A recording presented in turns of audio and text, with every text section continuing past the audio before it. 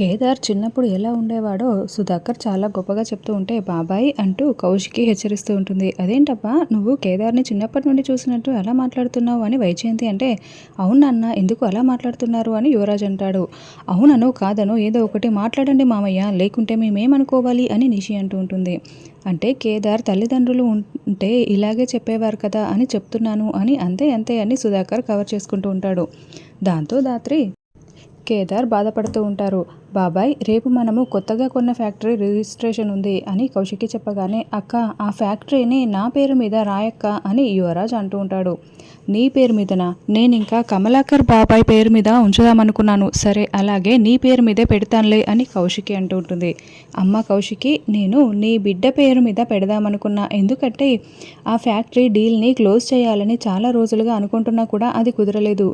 నీ కొడుకు పుట్టిన తర్వాతే ఆ డీల్ క్లోజ్ అయిందని నేను నీ బిడ్డ పేరు మీద పెడదామనుకుంటున్నా అని సుధాకర్ అంటూ ఉంటాడు. అదేందిబ్బా ఇప్పుడే కదా యువరాజు పేరు మీద పెడదామనుకున్నాము అని వైజయంతి అంటే, అదేంటి మామయ్య యువరాజ్ అడిగారు కదా మీరెందుకు మధ్యలో మాట్లాడుతున్నారు అని నిషి అంటుంది. కారణం చెప్పాను కదా, అయినా మీ పేర్ల మీద చాలా ఆస్తులు ఉన్నాయి కదా, ఈ ఒక్క ఫ్యాక్టరీ కోసం ఎందుకు మీరు ఇలా అల్లాడిపోతున్నారు? కాబట్టి బాబు పేరు మీదే ఆ ఫ్యాక్టరీ పెడదాము. అంతేకాకుండా అమ్మ కౌశికి ఇంకొన్ని ఆస్తులు కూడా బాబు పేరు మీదకి మారుద్దాము. ఎందుకంటే ఈ ఆస్తంతా కూడా వాడి పేరు మీదకి రావాల్సిందే కదా అని సుధాకర్ అనడంతో అలాగే అని కౌశికి అంటుంది. ధాత్రి చూసావా నాన్న నా గురించి ఎంత బాగా చెప్పారో అని కేదార్ సంతోషపడుతూ ఉంటే, అబ్బో అయ్యగారు చాలా సంతోషపడుతున్నారే, అలాగే కేదార్ అని ధాత్రి కూడా సంతోషపడుతూ ఉంటుంది. తర్వాత యువరాజ్ గార్డెన్లో సిగరెట్ తాగుతూ, అసలు ఆ బాబు వల్లే ఇప్పుడు ఆస్తంతా కూడా చేజారిపోతుంది. నన్ను సీఈఓ కుర్చీలో ఆ కేదార్ గాడు నాన్న అక్క అందరూ కలిసి నన్ను కూర్చొనివ్వడం లేదు. ఇప్పుడు ఆ బాబునే లేకుండా చేసేస్తే అప్పుడు సరిపోతుంది కదా అని ఆలోచిస్తూ, అయ్యో బాబు దూరమైపోతే అక్క ప్రాణాలతో ఉంటుందా అని యువరాజ్ ఒక్క క్షణం ఆలోచిస్తూ ఉంటాడు. రే రే రే యువరాజ్ నీకేమైంది? నువ్వు అక్క గురించి ఆలోచించడానికి అక్క నీ గురించి ఏమైనా ఆలోచిస్తుందా? నువ్వు మనసు మార్చుకో, నువ్వు బాబుని మాయం చేయాల్సిందే అని యువరాజ్ అనుకుంటూ, ఎస్ అప్పుడే ఆస్తంతా నా పేరు మీదకి వస్తుంది అని అనుకుంటూ ఉంటాడు. ఇంకోవైపు వైజయంతి నిషిక కూడా ఆస్తి ఎలా వాళ్ళ పేరు మీదకి తెచ్చుకోవాలి అని ఆలోచిస్తూ ఉంటే అప్పుడే యువరాజ్ అక్కడికి వస్తాడు. రే అబ్బోడా ఆస్తి మొత్తం వాళ్ళకే పోయేలా ఉంది. కౌశికి బిడ్డ పేరు మీదకి వెళ్ళిపోతే ఇక మనం చిప్పకూడు తినాల్సిందే.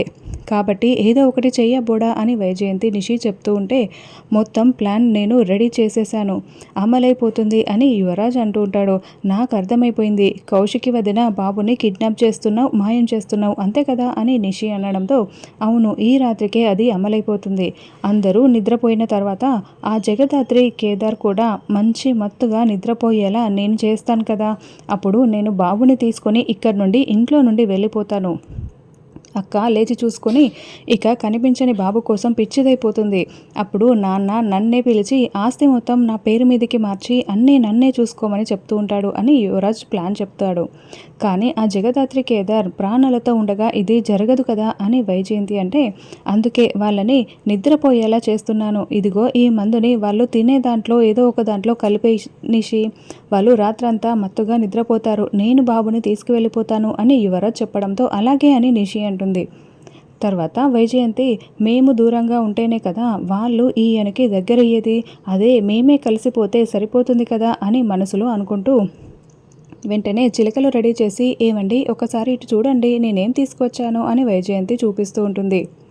ఇక బుక్ చూసుకుంటున్న సుధాకర్ తల పైకెత్తి, ఏంటి చిలుకలు తీసుకొచ్చావు, తిను అంతే కదా నాకెందుకు చూపిస్తున్నావు అని చెప్తూ ఉంటే దూరం నుండి ధాత్రి కేదార్ ఇదంతా చూస్తూ ఉంటారు.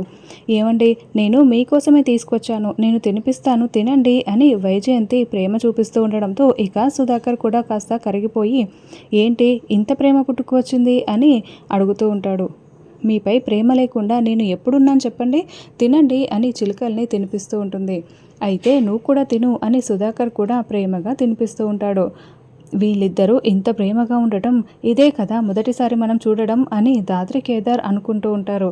మనకు ఎక్కడ దగ్గర అవుతారో అని పిన్ని వాళ్ళు నాన్నపై కోపం పెంచుకున్నారు, నాన్న కూడా వాళ్ళపై కోపంగా ఉన్నారు ధాత్రి, ఇప్పుడు ఎంత ప్రేమగా మాట్లాడుకుంటున్నారో తినిపించుకుంటున్నారు అని కేదార్ అనడంతో, ఏమయ్యా కేదారయ్య గారు మీ నాన్నలో ఇంత రొమాంటిక్ తనం కూడా ఉందా అని ధాత్రి అంటూ ఉంటుంది.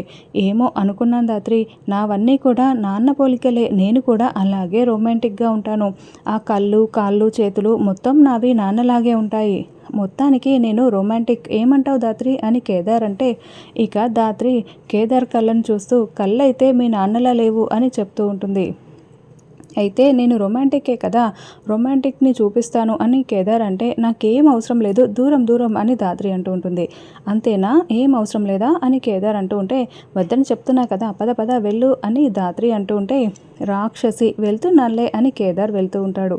వెళ్తున్నావా, అయితే రావా, సరే నేను చిలకలు తినిపిద్దాం అనుకున్నానే అని ధాత్రి అంటూ ఉంటే, ధాత్రి ప్లీజ్ తినిపించవా అంటూ కేదార్ వెనక్కి వస్తాడు.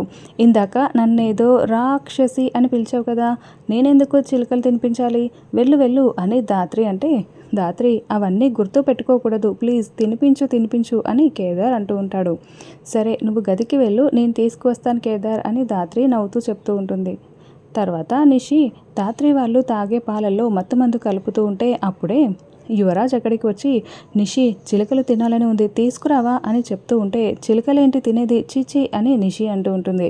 అయ్యో ఆ చిలుకలు కాదు, చేతికి చుట్టుకొని తింటారే అన్నం తిన్న తర్వాత ఆ చిలుకలు అని యువరాజ్ చెప్తూ ఉంటాడు. ఎప్పుడూ లేనిది నీకెందుకు ఇలాంటి ఐడియా వచ్చింది అని నిషి అంటే మా నాన్న తింటున్నాడు కదా అందుకే అని యువరాజ్ అంటాడు. అంటే నావి అన్నీ ఆయన బుద్ధులే కదా అని యువరాజ్ అంటే, కొంప తీసి నువ్వు కూడా రెండిళ్ళు పెడతావా ఏంటి అని నిషి అంటుంది. యువరాజ్ షాకింగ్గా చూస్తూ ఉంటే, ఏదో ఫ్లోలో వచ్చిందిలే, సరే తీసుకొస్తానులే, ఇదిగో ఆ జగదాత్రి వాళ్ళు ఈ మత్తుమందు కలిసిన పాలు తాగాలి, ఇచ్చి వస్తాను అని నిషి అంటుంది. ఇక ధాత్రి చిలుకలు తీసుకొని వస్తూ ఉంటే నిషి ఎదురుగా రావడంతో వెనకాల దాచిపెట్టుకుంటుంది. జగదాత్రక్క ఇవిగో పాలు అని నిషి ఇస్తుంటే, నేనెప్పుడు నిద్రపోయాను, నేను మేల్కొనే ఉన్నాను కదా, నేను నిద్రపోలేదు కదా, నిషి ఏంటి నాకు పాలు ఇవ్వడం ఏంటి అని ధాత్రి అనుకుంటూ ఉంటుంది. ఏయ్ ఏంటే నువ్వు నిద్రపోలేదు మేల్కొనే ఉన్నావు అని ఒకసారి గిల్లుతుంది. అరే ఇది కళ కాదా, అంటే నిద్రపోతున్నప్పుడే కదా ఇలాంటి కళలు వస్తాయి, నువ్వేంటి నాకు పాలు ఇవ్వడం ఏంటి అని ఇలా మాట్లాడుతున్నాను నిషి అంతే అని ధాత్రి అంటుంది. ఏదో నువ్వు నన్ను కాపాడావు కదా అని ఇలా పాలు తీసుకువస్తే ఓవర్ యాక్షన్లు చేయకు, ఇవిగో తీసుకో అని ఇవ్వడంతో, సరే థ్యాంక్ యూ నిషి అని ధాత్రి చాలా సంతోషంగా తీసుకుంటుంది. సరే గుడ్ నైట్ జగదాత్రక్క అని నిషి చెప్పడంతో, నీ కూడా గుడ్ నైట్ అంటూ ధాత్రి వెళ్తుంది. వెళ్ళవే వెళ్ళు, ఆ పాలు ఎలాగో చెరిసగం తాగుతారు కదా, మత్తెక్కి నిద్రపోతారు, అప్పుడు మేము బాబుని కిడ్నాప్ చేస్తాము అని నిషి అనుకుంటూ ఉంటుంది. ఇక జగదాత్రి చిలుకలు పాలు తీసుకువెళ్ళగానే కేదార్ డోర్ని క్లోజ్ చేసేసి, చిలుకలు పాలు భలే సెటప్తో వచ్చావు ధాత్రి అని చాలా తమాషాలు పడుతూ ప్రేమ కబుర్లు చెప్పుకుంటూ ఒకరికొకరు చిలుకలు తినిపించుకొని పాలు తాగుతారు. అలా పాలు తాగగానే వాళ్ళకి మత్తెక్కేస్తూ ఉంటుంది. అదేంటి చాలా మత్తుగా ఉందే అని ఇద్దరూ ఉన్న పలంగా బెడ్పై స్పృహ కోల్పోతారు. ఇక్కడేమో నిషి యువరాజ్ కూడా ఒకరికి ఒకరు ప్రేమగా చిలుకలు తినిపించుకొని నిద్రపోయి మధ్యలో అలారం మోగడంతో ఇక బాబుని కిడ్నాప్ చేయడానికి నిషి, వైజయంతి, యువరాజ్ ముగ్గురు కూడా హాల్లోకి వస్తారు. ఎవరూ రాకుండా మీరిద్దరూ ఇక్కడే ఉండి చూసుకుంటూ ఉండండి, అక్క గదిలోకి వెళ్ళి నేను బాబుని బయటికి తీసుకొస్తాను అని యువరాజ్ కౌశికి గదిలోకి వెళ్తాడు. ఇక బాబుని తీసుకోబోతూ ఉంటే బాబు ఏడుస్తూ ఉంటాడు. వెంటనే కౌశికి మెలకు వస్తుంది. దాంతో యువరాజ్ బెడ్ కింద దాక్కుని ఉంటాడు. అయితే కౌశికి బాబు మళ్ళీ నిద్రపోయిన తర్వాత యువరాజ్ బాబుని తీసుకొని బయటికి వచ్చి కారులో పెట్టుకుని వెళ్తూ ఉంటాడు. అప్పుడే ధాత్రికి మెల్లగా మెలకు వచ్చి కార్ సౌండ్ వినిపిస్తూ ఉంటుంది. ఈ సమయంలో కార్ సౌండ్ వినిపిస్తోందేంటి అని బయటికి బాల్కనీ దగ్గరికి వచ్చి చూస్తూ ఉంటుంది. యువరాజ్ కారులో బయలుదేరుతూ ఉంటాడు. ఈ టైంలో యువరాజ్ ఎక్కడికి వెళ్తున్నాడు, సరేలే నాకు బాగా నిద్ర వస్తుంది అని ధాత్రి మళ్ళీ వెళ్ళి నిద్రపోతూ ఉంటుంది. తర్వాత తెల్లవారగానే కౌశికి బిడ్డ లేడని చెప్పి, అయ్యో నా బాబు కనిపించట్లేదే అని హాల్లోకి వచ్చి అడుగుతూ ఉంటుంది. ఏముందక్క, ఆ ధాత్రి కేదార్ నువ్వు నిద్ర లేవక ముందే వచ్చి బాబుని తీసుకువెళ్ళి ఉంటారు, మొన్న ఇలాగే జరిగింది అని చెప్పావు కదా అని యువరాజ్ అంటే, అప్పుడే ధాత్రి కేదార్ కిందికి వస్తూ ఉంటారు. బాబు మీద ఉన్నాడు కదా, నేను చాలా టెన్షన్ పడ్డాను అని కౌశికి అంటే, ఏం మాట్లాడుతున్నారు వదిన, బాబుని మేం తీసుకువెళ్ళలేదు, రాత్రనగా మేము పైకి వెళ్ళాము, ఇప్పుడే కిందికి వస్తున్నామని ధాత్రి కేదార్ చెప్పడంతో, అయ్యో నా బాబుని ఎవరేం చేశారు, నా బాబు కనిపించట్లేదు అని కౌశికి కుప్పకూలిపోతుంది.